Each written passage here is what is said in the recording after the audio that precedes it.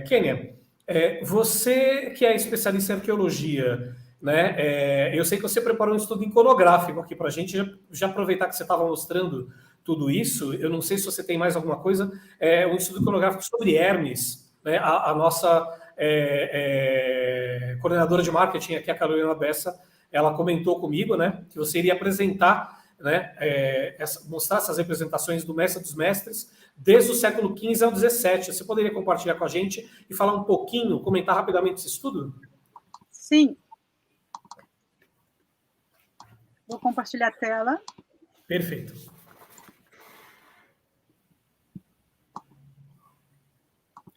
Estão surgindo uma série de perguntas interessantíssimas aí, que depois nós vamos ver se nós fazemos aí no final, né, conforme aí o tempo dos nossos queridos colaboradores, né, convidados que estão hoje aqui, gentilmente, fazendo essa live aqui com o Grupo Editorial Pensamento sobre a filosofia hermética e o Caibalion. Pode continuar, Kenny. Sim, bom, eu abro, então, esse estudo iconográfico com uma iconografia, uma aquarela do século XV, do livro Miscelanae de Alquimia. Esse livro ele é conservado na Biblioteca de Florença.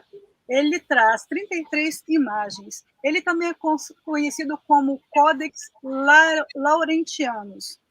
E nós podemos ver aí, Hermes, ele é reconhecido, inclusive, pela inscrição que temos aqui em cima, Pater Hermes Philosophorum, que quer dizer, né, do latim, quer dizer Hermes é o pai dos filósofos. Então, nessa representação de Hermes, nós vemos um ancião vestido à maneira oriental e, no mesmo cenário, uma estrela dupla de 8 pontas. E ele aponta para cima e para baixo, como lembrando o segundo princípio hermético, né, que é o da correspondência. O que está acima é como o que está abaixo. A próxima iconografia que eu vou mostrar é de um manuscrito, é um tratado alquímico medieval chamado Aurora Consurgens, do latim quer dizer alvorecer. E essa obra ela é um tratado de alquimia, mas que mostra a alquimia como a realização de uma consciência superior, não é? É como se essa aurora da sabedoria colocasse fim às trevas. Então, esse daqui é um livro original, conservado na Biblioteca de Zurique. Inclusive, em Zurique existe a Biblioteca Hermética e Filosófica, com vários textos herméticos, manuscritos herméticos, médio mais ou menos 14,5 por 20, é praticamente 1:5. E o Aurora Consurgens teria sido o comentário a um texto anterior, um tratado alquímico árabe chamado Tábula Xêmica, ou Livro da Água Prateada e da Terra Estrelada. Teria sido, então, de um alquimista egípcio do século X, chamado Ibn Umeil, ou também conhecido como Senhor Zadit. Essa iluminura também faz parte do Aurora Consurgens. E essa é a ilustração que tem a representação de Hermes Trismegistus. Eu vou aumentar para que a gente possa apreciar. Então, nós vemos um ancião que segura uma espécie de tábua, né, de pedra, ou um livro, que tem figuras geométricas, figuras simbólicas, e 3 pessoas que entram em um templo. Né? Eles se encontram num templo. E na iconografia anterior, o Ibn no meio, ele entra no templo. Aqui é a representação do templo da sabedoria. Então, ele entra com a chave no templo da sabedoria. E quem já está nesse templo da sabedoria é Hermes, não é? Que recebe esses 3 personagens. Nossa, nós vemos acima 9 aves que portam flechas esticadas, não é? Arcos bem esticados e com flechas, cinco dessas flechas apontam para Hermes e as outras 4 para os personagens. E nós vemos aqui abaixo uma inscrição em latim que quer dizer o seguinte: agora é revelado que, com todas essas figuras, eu, Sênior, conto ao meu amigo em meus escritos. O interessante desse manuscrito é que ele foi redescoberto por Carl Jung na década de 30, quando ele estava fazendo pesquisa sobre filosofia hermética. E ele encontrou esse livro justamente na Biblioteca Central em Zurique. Então, essa é uma foto de 1940 que ilustra mais ou menos o ambiente, né, de pesquisa desses homens, desses investigadores.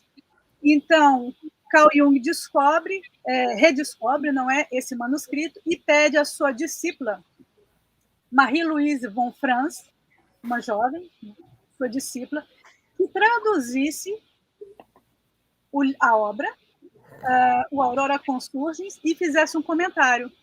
E o trabalho é um trabalho exemplar que vai culminar no 3º tomo de um conjunto de obras editado por Jung, que se chama Mysterium Coniunctionis, que é a tradução.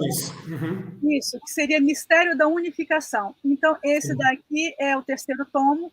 Então, nós podemos ler aqui a Aurora Consturgens, que é, então, o trabalho da discípula do Jung. Inclusive, ela também fala, ela é muito conhecida tanto por esse trabalho, quanto pelos contos de fada, a simbologia dos contos de fada, que ela trabalhou durante 10 anos. Bom, a outra ilustração, a outra iconografia que eu trago, não é um livro nem um pergaminho, mas é uma incrustação no pavimento de uma catedral. Essa catedral fica em Siena, na Toscana, na Itália. A catedral, aqui é uma foto. Agora faz parte do livro da Lucilena Galvão, que nós colocamos aqui. Bom, exato. É uma fotografia de 1870, sim, e essa igreja ela foi construída no século XIII e ela apresenta um plano de cruz latina, e essa daqui é a estrutura do pavimento do edifício. Logo aqui, a número 1, está a representação que traz Hermes Trismegistus, que eu vou apresentar logo a seguir. Outras representações que fazem parte desse conjunto da nave central são as 5 sibilas e os outros profetas anteriores ao cristianismo. Bom, aqui é um detalhe da incrustação, né, na laje de mármore branca da igreja. E o que nos diz essa iconografia? Bom, nós vemos um ancião vestido, né, que porta um chapéu ou uma mitra, não é isso? E ele segura na mão direita, ele estende a sua mão direita um livro que ele dá para um outro ancião vestido à moda oriental, que está escrito neste livro. Aqui. Opa. Receba suas cartas e leis, ó egípcios. Então, essa questão, né, desse Hermes egípcio que entrega, vamos dizer, a boa nova ao mundo, aos egípcios.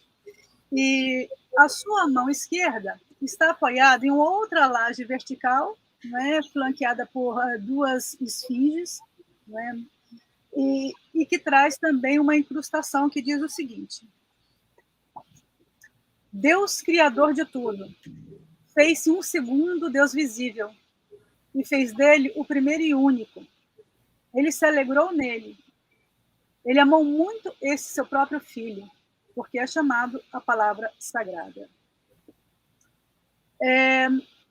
Há uma outra inscrição ao pé dessa figura central, que está escrito Hermes Trismegistus, Hermes Mercúrios Trismegistus, contemporâneo de Moisés. Incrível isso, né? É incrível isso. E veja que ele é a primeira figura da catedral. Então, quando você entra, Exato. você é recebido, não é, por essa imagem, por todo esse simbolismo. Kênia, precisamos publicar esse seu estudo, hein? Tá bom. Já tem gente aqui, o Pedro Carvana está aqui, gente, que riqueza de iconografia, tá muito tocante, muitas pessoas elogiando, é um trabalho realmente magnífico. Obrigada. Eu falo melhor por imagens. Bom, então, sobre possibilidades, tem possibilidades muito interessantes, né? Uma possibilidade é que seria Hermes Trismegistus, que traz o seu conhecimento aos filósofos do Oriente e do Ocidente, porque nós vemos esse ancião oriental e atrás vamos dizer, um segundo ancião vestido como um monge, então representaria o Oriente e o Ocidente. Uma outra possibilidade do pesquisador William Scott seria que Hermes Trismegistus está integrando esse livro para Platão, e quem estaria atrás de Platão seria o Marcílio Fitino. Quem foi Marcílio Fitino? Ele foi o tradutor do corpus hermético, não é, para o latim, Amando do Cosme de Médicis. Sim. Bom, então, essa é uma possibilidade. E uma coisa muito interessante que eu li no livro do Antoine Febvre.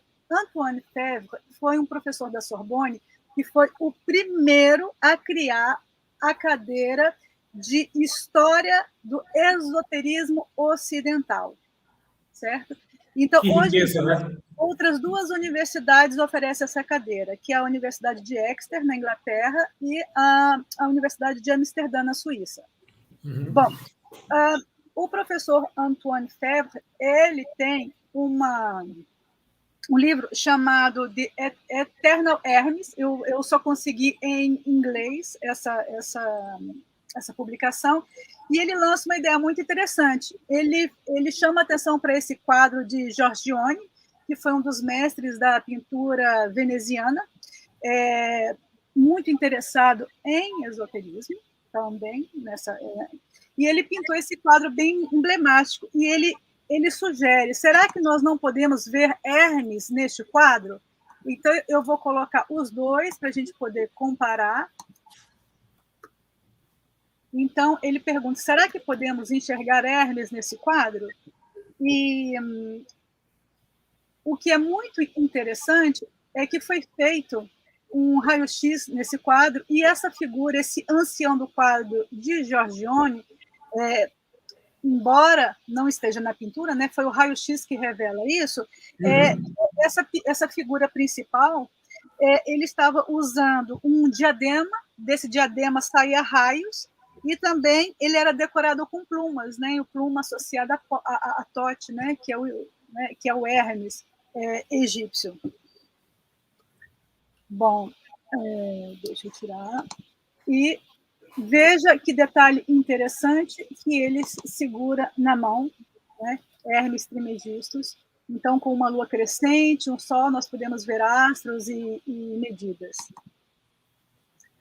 Bom, então, falamos aqui do século XV, né, na Renascença, o Quattrocento italiano.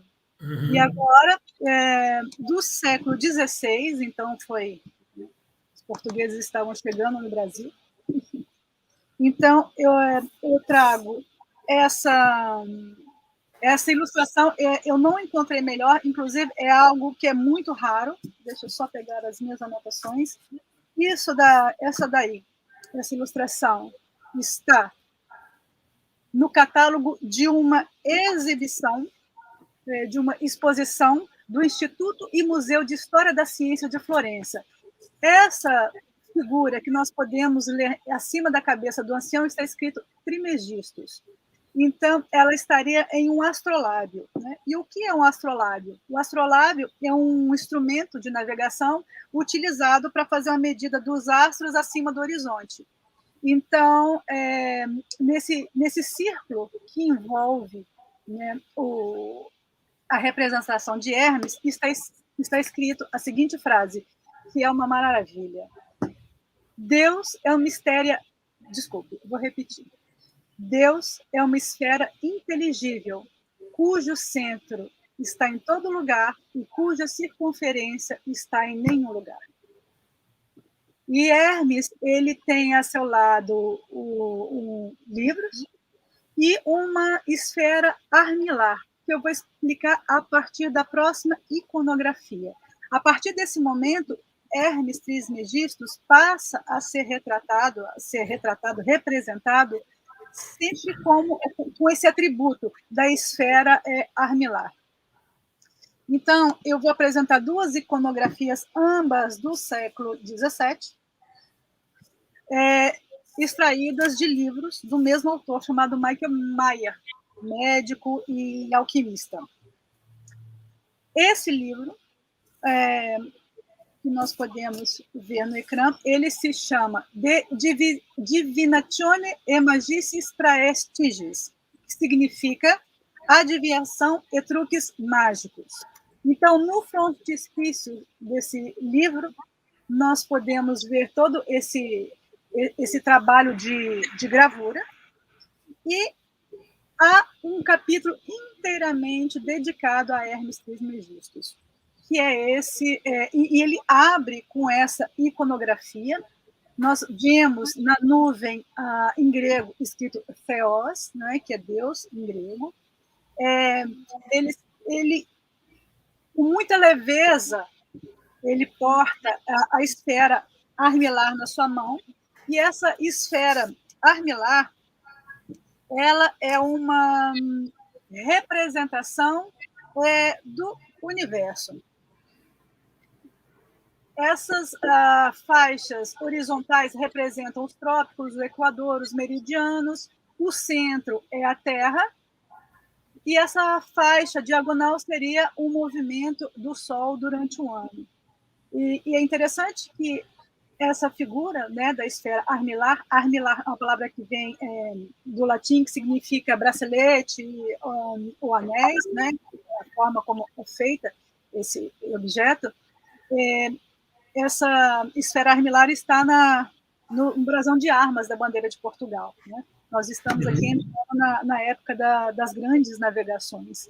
E não, isso exotericamente, né? E esotericamente num conhecimento mais profundo, transmitido de mestre a discípulo. Além disso, nessa mesma iconografia, nós vemos diversas armas, não é? Troféus militares, troféus em armas. Nós vemos capacetes, lanças, flechas, um escudo, e o caduceu de Mercúrio, que faz essa associação, que lembra essa associação de Hermes e Mercúrio. Eu não consegui a tradução dessa inscrição abaixo, gostaria muito se alguém soubesse e me comunicasse. E eu finalizo com uma outra iconografia também do século XVII, do mesmo autor, Michael Mayer. Esse é o frontispício do livro Symbola Aureae Mensae Duodecim Nation, que significa símbolos das tábuas de ouro das 12 nações. Então, Hermes Trismegistus, ele está representado aqui na parte superior. Aqui nós temos, em detalhe, com a esfera armilar presente, do lado de Maria, a hebreia. E há, nesse livro também, um capítulo dedicado a Hermes, que abre com essa gravura, que ela é muito conhecida, inclusive, que ilustra, não é? A conferência da Lúcia sobre o Caibalo no YouTube. Então, Hermes, mais uma vez, vestido como um oriental, ele aponta para astros, né? Uma lua e um sol, essa lua envolto em chamas. Bom, é isso que eu tinha para mostrar. Foi um breve estudo, mas bem difícil de encontrar essas gravuras. Eu diria que seria uma arqueologia da imagem, realmente, se eu pudesse ter esses livros em mãos, né? A fonte primeira, porque Sim, não, muito mais realmente. informação. Então, eu estudo iconográfico. Olha, Kênia, para um editor que é bibliófilo, né, adora livros antigos, né, a Carolina Bessa, que é do meu lado, ela sabe o quanto que eu gosto, né, que eu sempre comento com as pessoas, eu faço essa leitura de análise de obras raras já faz um tempo, é uma riqueza tão grande que, assim, eu não falo em nome do conselho editorial, isso precisa de aprovação dos nossos diretores, mas isso precisa sair em livro. A gente tem que fazer um projeto editorial com você. Vamos ver isso mais para frente. Nós estamos com a live já bastante adiantada, temos aí mais uns 20, 25 minutos. Não quero segurar tanto aí os nossos queridos participantes, tanto o professor Luiz Carlos Marques Fonseca, como a professora Lucelena, você também. Eu tenho uma pergunta aqui para o professor Luiz Carlos Marques agora. Antes de você fazer a pergunta, Dilson, eu gostaria de dizer que eu apoio totalmente esse projeto. Kênia é uma pessoa tremendamente qualificada, muito sensível, com profundidade e qualidade em tudo que ela faz. E é portanto, de extrema eu importância. apoio fortemente uma publicação desse tipo. Teria todo sentido, e ela é um nome que justifica assinar alguma coisa assim. Sim. Aí podemos fazer o contrário, né, Lúcia? Ela te prefaciou, e aí o prefácio desse livro será seu.